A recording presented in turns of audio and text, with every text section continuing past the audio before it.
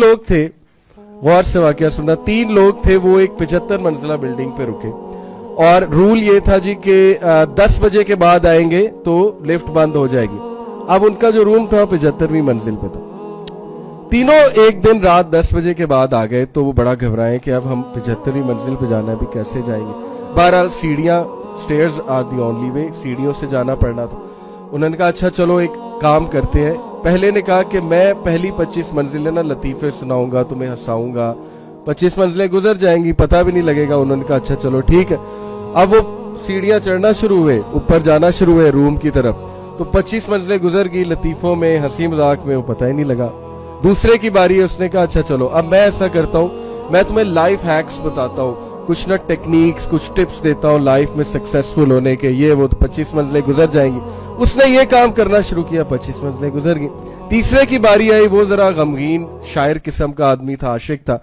उसने कहा कि मैं तुम्हें शायरी सुनाऊंगा गमगीन किस्म की, इश्क मशूकी की, तो 25 मंजिलें गुजर जाएंगी, कोई मसला नहीं। उसने शायरी शुरू की, गमजदा कर दिया दोनों को। ऊपर पहुंचे, 75वीं मंजिल आगे रूम के सामने खड़े हो गए। वो जो तीसरा बंदा था उसने कहा कि तुम्हें पता है कि मेरी जिंदगी का सबसे बड़ा गम क्या है? दोनों ने कहा क्या? कहता मैं रूम की चाबी नीचे भूल गया, ये मेरी जिंदगी का सबसे बड़ा गम है।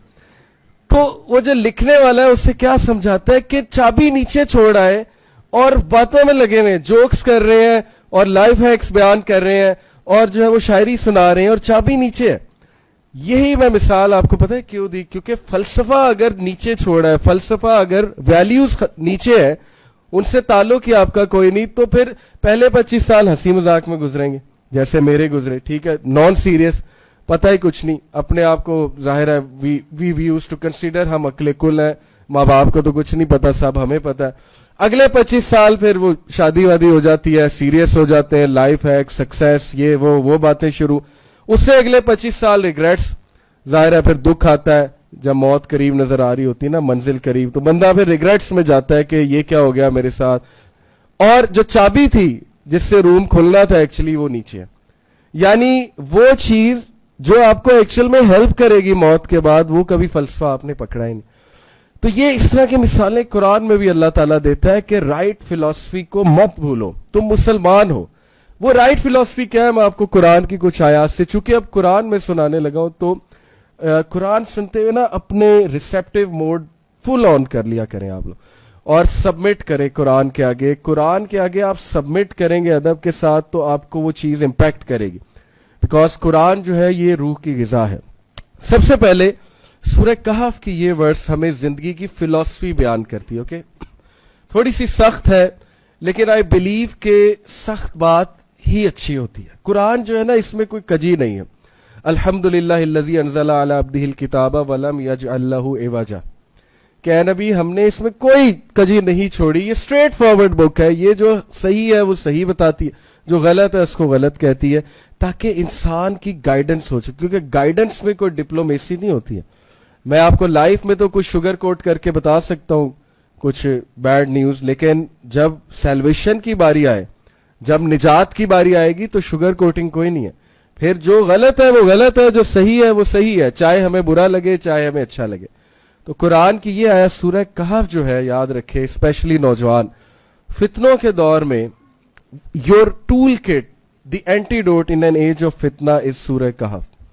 सूरह कहफ को जितना डेप्थ में समझ सकते हैं उसको समझ लें। ओके, सूरह कहफ की आखिरी चंद आयात में से, कुल हल नुनब्बिउकुम बिल अखसरीना अमाला, ए नबी क्या हम आपको बताएं कि इन लोगों में से सबसे ज्यादा खसारे वाला कौन है अपने अमाल के हवाले से, यानी लॉस में कौन है। Let us tell you who amongst them is in loss with regards to his और her deeds.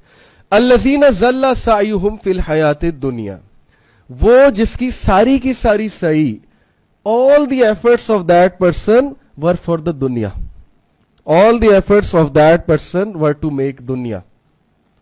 वहुम यहसबूना Annam युहसिनूना सुनआ, and he और शी यूज्ड टू थिंक कि मैं तो बहुत अच्छा जा रहा हूं, मैं तो जबरदस्त A1, मेरी तो जिंदगी में मसला ही कोई नहीं।